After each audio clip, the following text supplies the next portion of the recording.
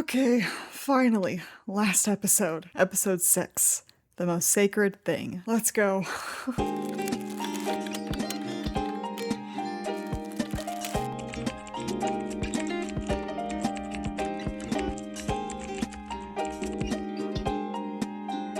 Our country was thrown into great confusion by the long continuance of the war.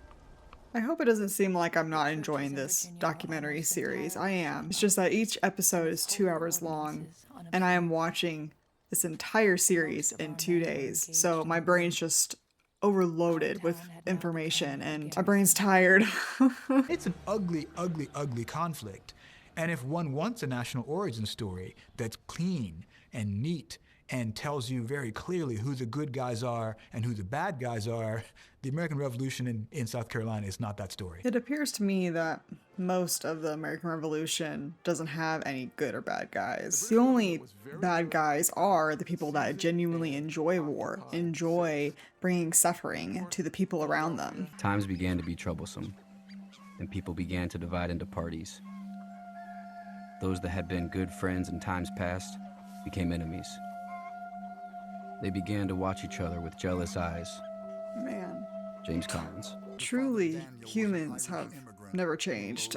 If there's one thing I can take away from this show, is that human nature never changes. It doesn't matter what time period you're in, humans will always be happy, always be sad, always be angry, always be jealous, envious, all the emotions. There's no event in history where everybody was good or everybody was bad. There was always gray in between. There was always people who gave into their human nature, whether for the good or for the bad. Captain Huck stunned the crowd by warning that even if the rebels were as thick as the trees, and Jesus Christ would come down and lead them, he would still defeat them. His audience. That's extremely ignorant. Very prideful, aren't ya? 12 miles north of Camden, Gates had convinced himself that he had 7,000 soldiers at his disposal. He convinced himself. He had just over 3,000 men, Continentals and militia. How would you screw that up? Are you delusional? That's a pretty significant gap. Shortly after the shooting began, he had fled the battlefield on horseback and stayed on the run until he reached Hillsborough, North Carolina, 180 miles away. What are you doing? What happened? And his reputation. Yeah. To name a successor, Congress would defer to George Washington. I mean, honestly, what were you thinking? You fled while your men were fighting for you? Like, dishonor. That evening, when his trusted aide, Alexander Hamilton, brought him a bundle of papers. Hamilton? I was wondering when he was going to pop up. The place Washington considered the most important post in America had deserted and fled to the British that morning. Worse still, he had planned to surrender the fort and all the men stationed in it to the enemy. Why? Had contributed more to the revolutionary cause than Benedict Arnold. Time and again, he had exhibited extraordinary initiative and bravery on the battlefield and was severely wounded twice, at Quebec and Saratoga. Yeah. On the battlefield, but he was not seeing any of the recognition he believed he deserved. Why am I doing this? I've lost my personal finances. I've destroyed my body. That doesn't mean you give up your position. That's so bizarre. In the strictest secrecy, he began to communicate through Major John Andre that he'd gone to war only to redress legitimate American grievances, not independence, and had been appalled when Congress allied itself with Catholic France, which he believed was the enemy of liberty and Protestantism. He now volunteered to enlist in the King's service. What, for revenge? You did that because you disagreed? So everything you have done is for nothing now. Oh my gosh, after everything he's done, he goes and does that? He literally betrays America. That's what he's done. That's like the ultimate betrayal right there. After all the sacrifices, everything he's done for America, for his soldiers, and he goes and turns himself in. He was the last person Washington ever thought would have betrayed him. Yeah, I bet. Since the fall of Lucifer, nothing has equaled the fall of Arnold. He will now sink as low as he had been high before, And as the devil made war upon heaven after his fall, so I expect Arnold will upon America. Should he ever fall into our hands, he will be a sweet sacrifice. Man, that's crazy. One of your own, someone who's so influential and powerful like that, to just turn against his own country, his own soldiers. That's quite the, I mean, it's the ultimate betrayal. Sounds like it comes from a Hollywood movie. You know, the plot twist that happens in movies all the time. That's the plot twist. As the Patriots closed in on the summit, Ferguson continued to ride from point to point, waving his saber, blowing his whistle, trying to get his loyalists to hold on. Several balls slammed into him at once. He tumbled from his saddle. His foot caught in the stirrup, and he was dragged back and forth along the ground until his men could grab the reins.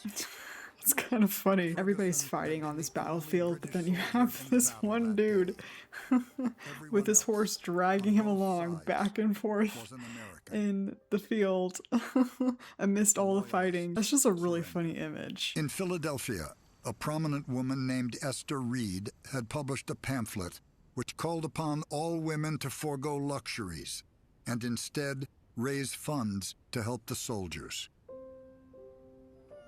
They collected 300,000 Continental dollars, hoping to split it among the troops. Aww. They would just buy rum, he said. What they needed were shirts. The women would make more than 2,000 of them. That's so kind. Truly, the men would not have won the war without the women. On New Year's Day, 1781, fueled by rum and righteous indignation, some 1,500 Pennsylvania Continentals encamped near Morristown, New Jersey, mutinied. They killed 2 officers who tried to stop them, seized 6 cannon, and began marching toward Philadelphia to confront Congress with their grievances. Man, not only do you have to worry about your enemies, you have to worry about your own fellow soldiers around you. Almost 5 years after declaring their independence, the United States finally had the kind of confederation they thought they wanted. But it was just an alliance, not a central government. Still. It's in this moment that the first anti-slavery organizations begin to take shape, especially in those places where slavery is not terribly important to the social and economic order. Well, that's good. In 1780, Pennsylvania's Gradual Emancipation Act had said that anyone born into slavery in that state after the act's adoption automatically became free at 28. But any man, woman, or child enslaved before its passage remained enslaved to the end of their lives, unless they bought their freedom or had their owner grant it to them. That seems unfair. And since his client was a human being, she should be free. The Massachusetts Supreme Court agreed. Well, good for her. Name to Elizabeth Freeman and lived nearly 50 years in Stockton. I love that. She gave herself a last name, Freeman, just to make sure people know that she is a free woman. Benedict Arnold was not among them. He had been recalled to New York and would eventually sail for England, never to see his country again. Wow. Cornwallis Crazy. first tried to hunt. After all that sacrifice, he just turns his back and heads to England, never to come back again. That's crazy. That would actually be a really cool movie to make on his life and what he did. That would be the ultimate, like, hero to villain story. Commanded by Bannister Tarleton, were ordered to try to capture Thomas Jefferson and the Virginia Assembly, now meeting at Charlottesville, where Tarleton managed to seize several legislators, including Daniel Boone from Kentucky County. But with only moments to spare, Jefferson escaped his would-be captors on horseback. Man, that's crazy. The fact that he almost got captured, that must have been really scary, like heart-poundingly scary. But before Washington could move his army south, some way had to be found to pay his men.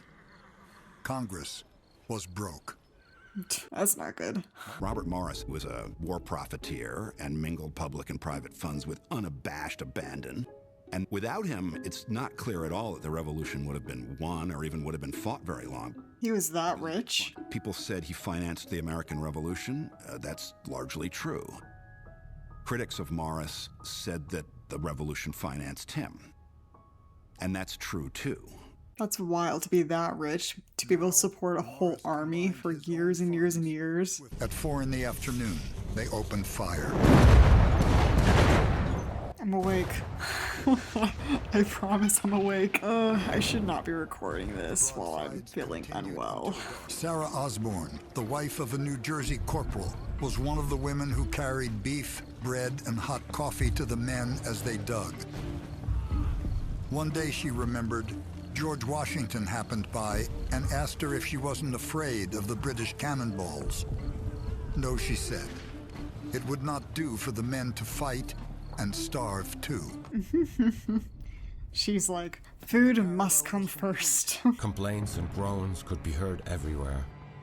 Someone called out here, another there, begging to be killed for the love of God, as the redoubt was strewn with the dead and wounded. Oh, I know this picture. At about 10 o'clock in the morning, on October 17th, 1781, a drummer appeared on a British parapet, beating his drum. The signal that Cornwallis wished to negotiate. When the thunder of the guns drowned out the drumming, an officer climbed up next to the soldier and waved a white handkerchief. The Battle of Yorktown was over. The Patriots and their French allies had won. Was that the final battle? As the British and Germans marched out of what was left of Yorktown, their flags cased, their numbers reduced by wounds and disease, they had orders to avoid even looking at the victorious Americans. Only the French, they'd been told, were worthy opponents. That sounds petty. Lord Cornwallis was nowhere to be seen. He claimed to be ill. But as a professional soldier, he may simply have been too humiliated at having to surrender his army to a group of rebels to make an appearance. That must have been very humiliating. You lead an army from a literal empire and you lose against a ragtag group of inexperienced new soldiers from another country. Yeah, I'm guessing that's pretty humiliating. He staggered around as if he'd been hit by a musket ball, waving his arms and crying out again and again, "Oh God, it is all over." Man, they're acting like it's the end of the world. But Britain had grown weary of the war. More than 30,000 British, German, and Loyalist troops had lost their lives in North America. The British national debt had doubled. Do you really want to continue on with war just because of your pride? Could they have kept the war going from a purely military perspective? Sure. But politically, the will to fight vanishes. So the pro-war administration is toppled, and the king is forced to accept a new government with a new political coalition that is committed to negotiating a peace settlement.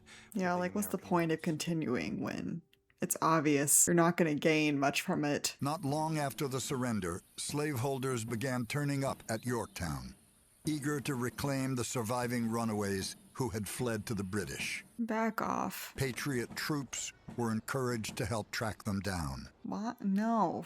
After all of that, you still want your slaves back.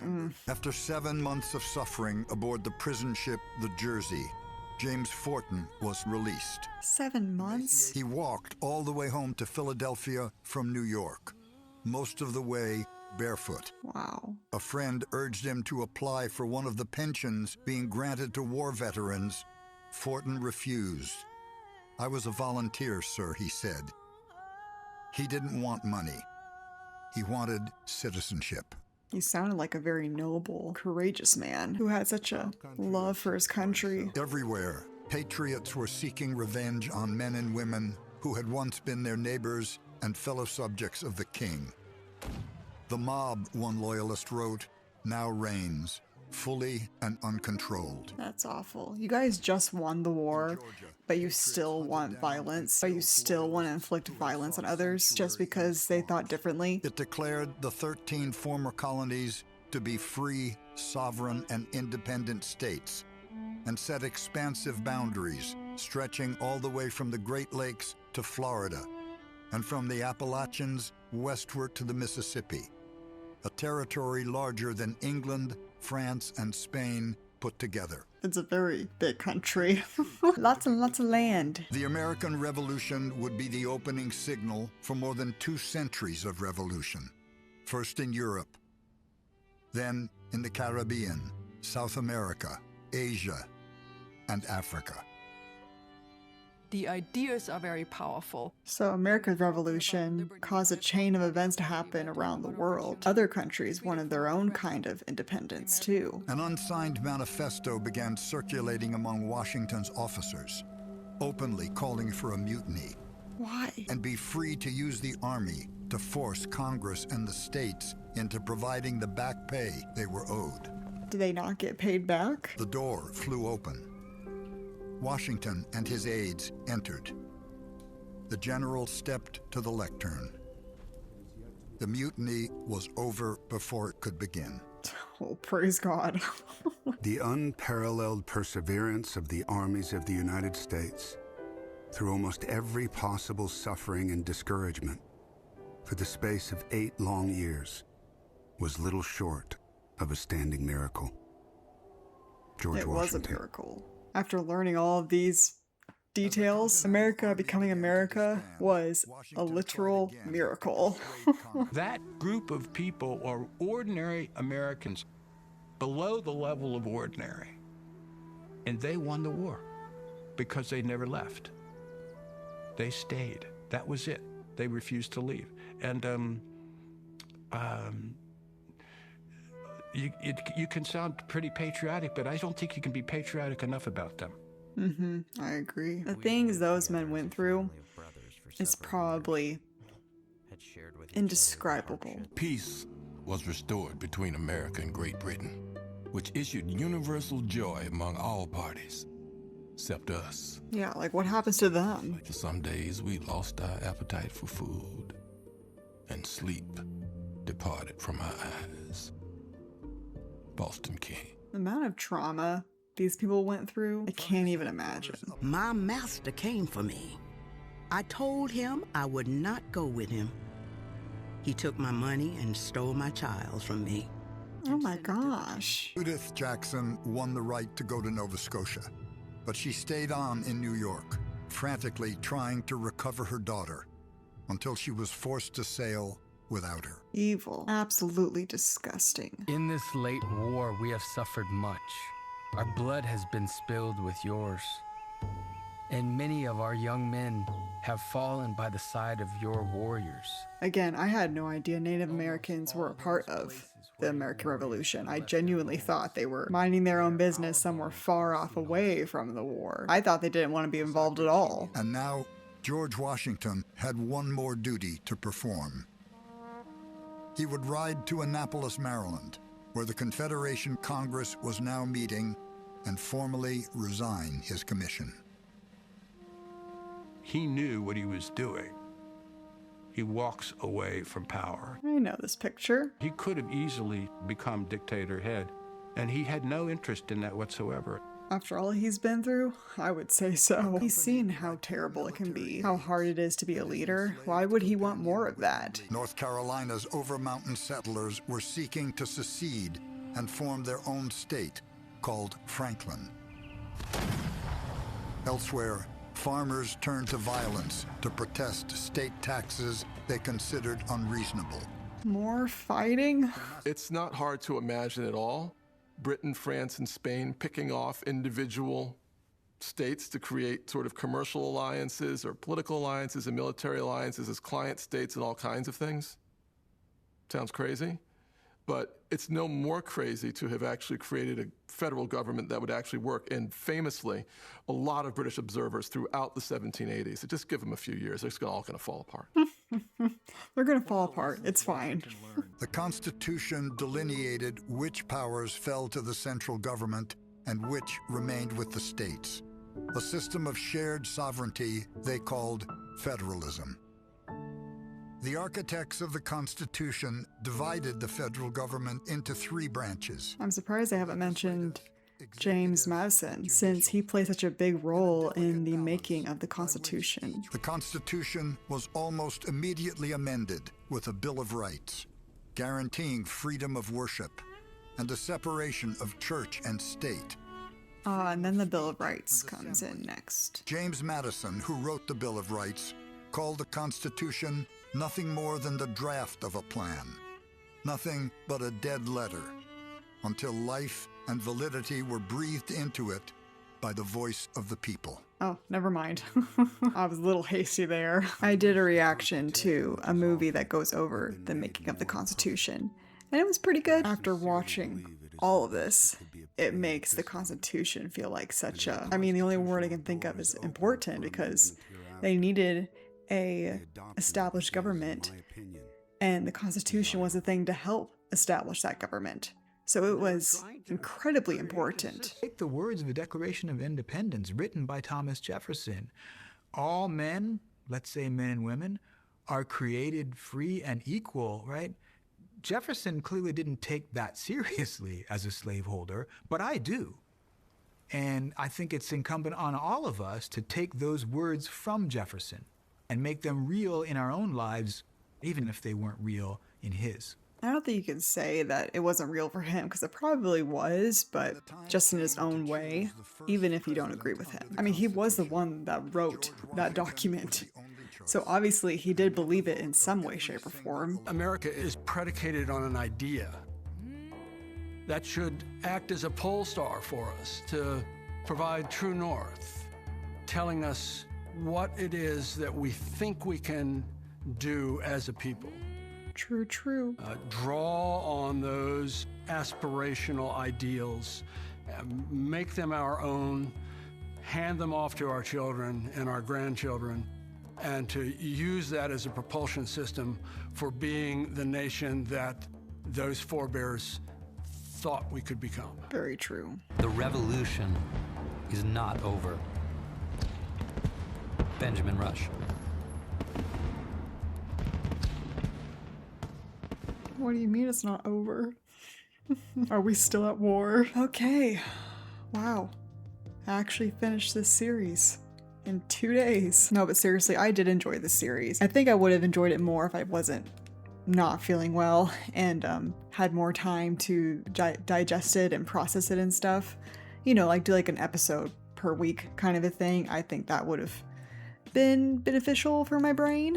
I'm a slow processor, so I honestly don't know what to say, because I think that my brain needs time to think over all the things that I just learned in the last 2 days, because there's just so much information from each of these episodes.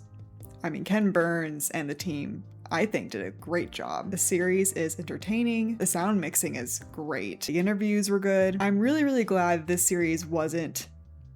How do I say this? I'm glad there wasn't like a particular political agenda behind it, if that makes sense. Because unfortunately, most documentaries nowadays always seem to have some sort of agenda.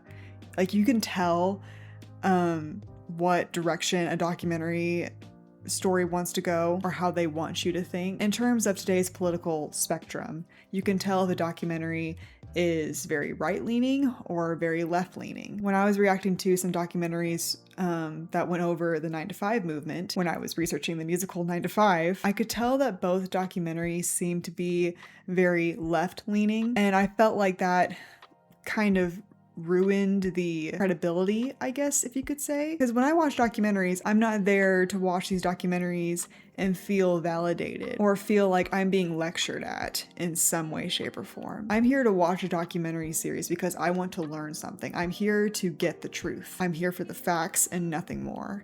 And I think this documentary series did a really good job at least to me, it doesn't seem like it leans toward neither side of the political spectrum. It just tells the facts as they are, tells the story as is, and you can draw your own conclusions based on what they present. I'm not being lectured at, I'm not being told how to think or how to act or whatever. They're just presenting me with the stories and the facts and letting me decide how I should think. So I really appreciate that. If you've also seen this documentary series, I would love to know your perspective on this series. Like, what did you think about it? Did you think it was very well done? Did you think it kind of leaned towards one side or the other? Or did you feel like you could just enjoy the series as is and come to your own conclusions? I almost wish I saw this documentary like before I reacted to all the other movies and musicals that I've reacted to so far. I feel like this show would have helped me so much in terms of information. 1776, John Adams, A More Perfect Union. This series would have been very helpful from the very beginning, but I'm glad that I watched this to at least get a lot more context into what was going on behind the scenes of the musical 1776. That's what I wanted, and I got it, and I'm very, very happy about that. Thank you all so much for watching, and I'll see you in the next video. Bye-bye, and see you later.